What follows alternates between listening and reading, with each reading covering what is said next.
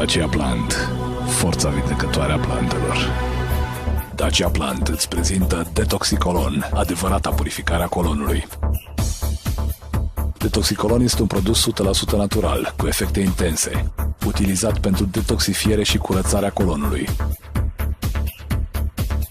Formula sa originală concentrată se bazează pe acțiunea sinergică a 15 plante medicinale, completată de efectul special al zeolitului de eliminare a radicalilor liberi și a metalelor grele din organism.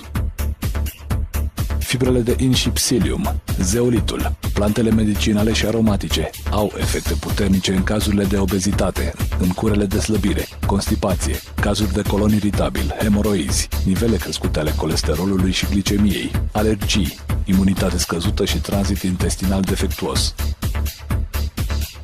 Concentrația crescută de acizi grași esențiali omega-3 susține activitatea aparatului cardiovascular.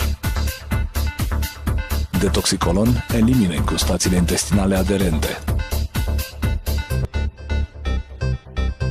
Detoxicolon este un produs 100% natural, bun pentru consumul vegetarianilor.